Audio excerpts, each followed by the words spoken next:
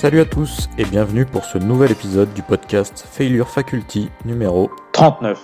À l'heure où on entend de plus en plus parler du phénomène des pervers narcissiques, je ne vais pas te parler de ça exactement, sachant que les personnes considérées ainsi ne se rendent des fois même pas compte elles-mêmes de la situation qu'elles induisent. Je te propose plutôt de te parler des relations nuisibles, toxiques en général. Tout ce qui suit est autant valable pour une relation de couple qu'une relation amicale. Tout d'abord, on aura souvent l'envie, quand on se rend compte de quelque chose, tout du moins qui a l'air de ne pas être une manipulation en pleine conscience, de vouloir régler la chose, et essayer de faire revenir la personne sur le droit chemin, entre guillemets. Et ce n'est pas une mauvaise chose, tant que tu gardes en tête que ce n'est pas ton rôle de guérir les personnes toxiques. Mais ton rôle, c'est avant tout de guérir la part de toi qui résonne avec leur toxicité. L'éventualité de devoir en arriver à mettre fin à la relation, quelle qu'elle soit, doit pouvoir être envisageable.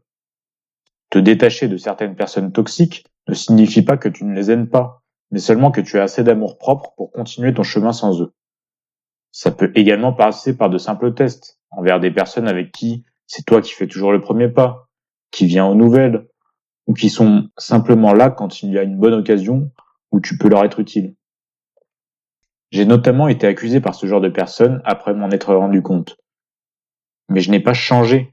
J'ai seulement appris à donner à chaque personne la même importance qu'elle me donne. Bien sûr, il n'y a rien de calculé ou de vraiment retenu dans mes actions. Je fais des cadeaux ou autres, mais je parle d'un ressenti. Un trop grand manque d'équilibre n'est jamais bon sur la durée. Attention également aux mauvaises ressemblances. L'équilibre peut paraître acquis, mais il ne faut pas non plus qu'il soit déguisé. Il vaut mieux qu'on ait besoin de toi parce qu'on t'aime, et non qu'on t'aime parce qu'on a besoin de toi. Garde tout de même à l'esprit que la faute ne vient pas toujours des autres, et qu'il est important de s'occuper de sa personne avant tout, et ne pas oublier que la communication est la clé de toute relation saine. À notre époque où l'on porte perpétuellement un masque pour se protéger du virus, il ne faut pas porter un masque invisible sur notre personne pour nos relations.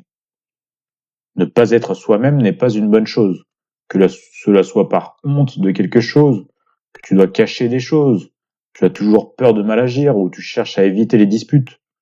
Le problème, c'est que tu cumules les non-dits et à force, tout risque d'exploser d'un coup. Garder un petit mal-être qui s'installe lentement uniquement pour soi, sans en faire part, peut paraître au départ une bonne idée et généreux dans un sens.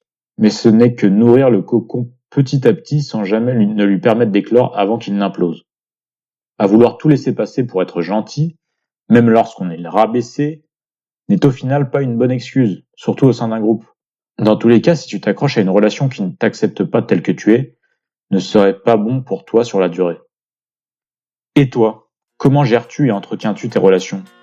En es-tu prisonnier ou agis-tu pour ton bien et pour le bien de l'autre dans le but de garder toujours un équilibre sain tout en évitant les non-dits ?